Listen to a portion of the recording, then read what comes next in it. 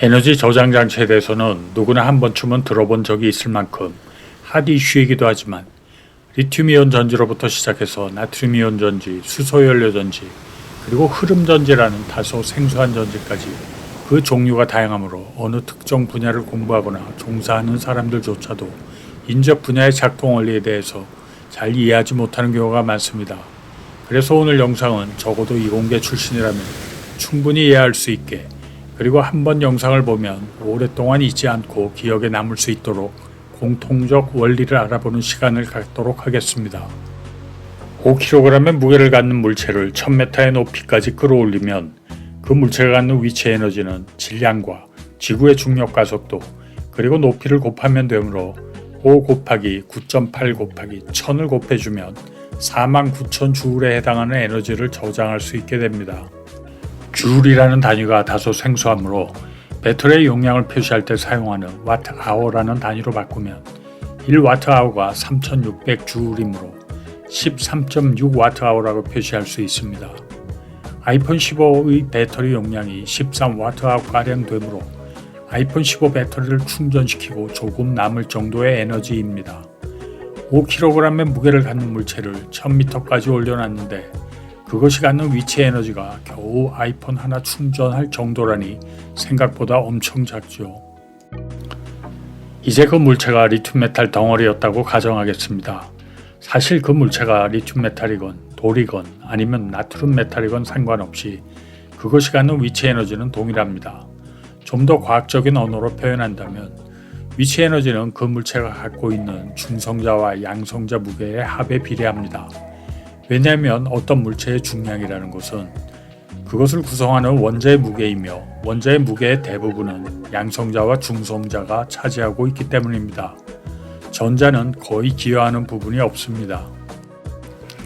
이제 5kg의 리튬 메탈을 구성하는 원자 중 한 개만 떼어내서 자세히 들여다보면 원자의 중심에는 3개의 양성자와 4개의 중성자로 구성되어 있으며 양성자가 3개이므로 전자의 개수도 3개로 구성되어 있습니다. 리튬 원자를 구성하는 3개의 전자 중 2개는 핵과 가까운 거리에서 양성자와 강한 상호작용을 이루면서 안정한 상태이므로 오늘 주제에서는 논외입니다. 그러나 제일 바깥쪽에 위치한 세 번째 전자는 사실 중성 상태의 리튬 원자에 붙어 있기는 하지만 인간사로 비유하자면 내놓은 자식입니다. 제발 리튬이란 원자에서 떠나주기를 바라는 불안정한 상태의 전자입니다. 주기율표 1족과 2족에 속한 최외곽 전자들은 모두 마찬가지 상태인 것은 이미 중고등학교 시절에 배워서 잘 알고 계실 것입니다. 칠레나 아르헨티나 등지의 염호에서 리튬을 채취하면 그때 리튬은 염화 리튬과 같은 리튬이 전자를 하나 잃은 이온 상태로 발견됩니다. 어디에서도 리튬 메탈 형태로 발견되지 않으며 리튬 메탈은 리튬 이온을 화학적 방법으로 많은 에너지를 주입하여 환원시킴으로써 얻어지는 물건입니다. 앞에서 언급한 문장을 곰곰이 씹어보면 리튬 메탈이란 물질은 리튬 이온에 에너지를 주입하여 최외곽 전자 또는 밸런스 일렉트론을 원자에 강제로 밀어넣은 것과 마찬가지 의미입니다. 결론을 말하자면 1000m 상공에서 한 개의 리튬 원자가 가지는 위치 에너지는 중력과 핵을 구성하는 중성자 그리고 양성자 간의 상호작용에서 생긴 것이며 관점을 리튬 원자가 가지고 있는 최외곽 전자로 바꿔본다면 화학적 방법 혹은 정기화학적 방법으로 에너지를 주입해가면서 생성된 최외곽 전자로부터 다시 에너지를 뽑아서 사용하는 것이 리튬이온 배터리의 방전 원리인 것입니다. 그렇다면 중력에 의한 위치 에너지의 방출 조건과 리튬이 갖는 최외곽 전자가 갖는 에너지의 방출 과정과 조건의 차이를 생각해 보겠습니다. 아주 간단한 개념이지만 2차 전지를 이해하는 데 매우 중요한 개념입니다. 잘 알다시피 중력을 이용한 위치 에너지를 방출시키는 방법은 높은 곳에 있는 물체를 지표면으로 낙하시키면 됩니다. 다르게 표현하자면 원자 핵을 지표면으로 낙하시키면 위치 에너지는 운동 에너지로 변환되고 그러한 운동 에너지를 터빈을 이용하여 전기 에너지로 바꾸는 것이 우리가 잘 알고 있는 수력 발전소입니다. 그렇다면 리튬 원자의 최외곽 전자는 에너지를 방출하는 과정에서 어디로 떨어져야 할까요? 분명 중력과는 관계없으니 지표면은 알 테고 그에 대한 답은 바로 양극재입니다. 리튬 메탈을 양극재와 정기적으로 연결시키면 리튬 원자를 구성하는 높은 에너지를 함유한 최외곽 전자는 도선을 따라서 양극재로 이동하게 되며 그 과정 중에 전기를 밝히거나 모터를 돌리는 등의 일을 하는 것입니다. 그리고 전자를 하나 잃은 리튬 원자는 리튬이온으로 변하면서 더 이상 리튬 메탈로 머무르지 못하고 전해에게 녹아들어가면서 전자와 마찬가지로 양극재 방향으로 이동을 하게 됩니다.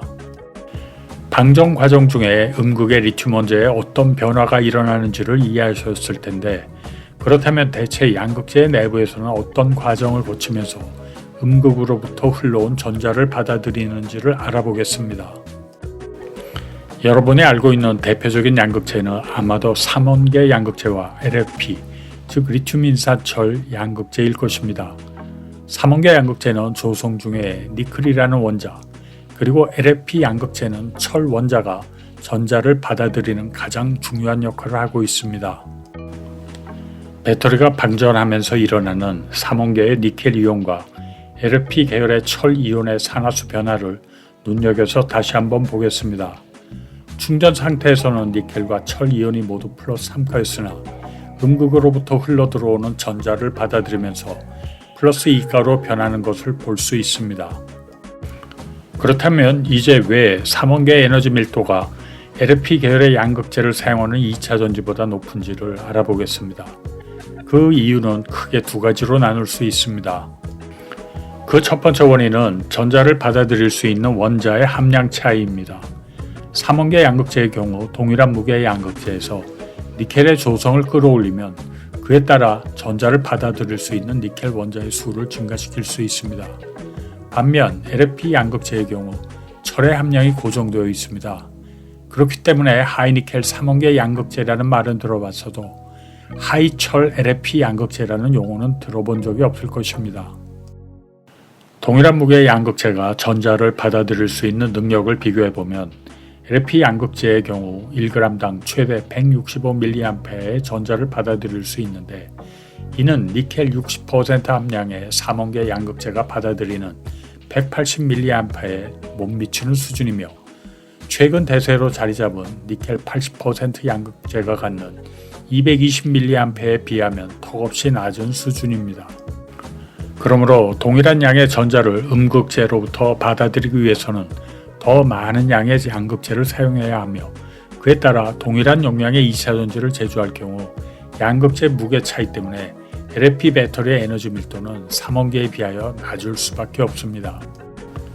그리고 삼원계와 LFP 배터리의 에너지 밀도 차이를 더욱 크게 만드는 요인이 하나 더 있습니다. 음극에 위치했던 전자가 양극으로 이동하면서 얻는 전압의 차이가 바로 그것입니다. 삼원계 양극재로 이동한 전자는 LFP가 받아들인 전자보다 더 안정한 상태로 존재하며 이것은 마치 동일한 높이에 위치했던 물체가 더 낮은 곳으로 떨어지면서 더 많은 운동 에너지를 갖는 것과 유사합니다.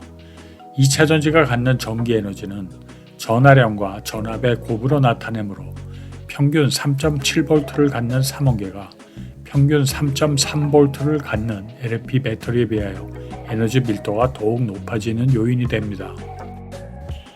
LFP 양극재를 주로 사용하는 중국의 비아디가 에너지 밀도가 낮은 LFP의 단점을 보완하여 삼원계 양극재에 대한 경쟁력을 확보하고자 시도한 것이 바로 셀-투-팩 개념이었으며 하나의 셀에서는 에너지 밀도가 차이가 나지만 셀을 모아서 모아듀를 만들고 모아듀를 다시 모아서 팩을 제작하는 단계를 과감히 버리고 막바로 팩을 제조하는 구조를 도입한 것입니다. 결과적으로 팩을 구성하는 부품 수와 부피를 줄임으로써 LFP 양극재의 단점을 최소화한 것입니다. 삼원계 양극재와 LFP 양극재를 예로 들어 리튬이온 전지를 최대한 이해하기 쉽게 설명하려고 영상을 제작했는데요. 이 영상을 이해하셨다면 앞으로 설명할 바나듐 흐름 전지, 리튬 황전지, 리튬 에어 전지 등 다양한 2차 전지들을 어렵지 않게 이해할 수 있을 것입니다. 오늘 영상은 여기까지입니다.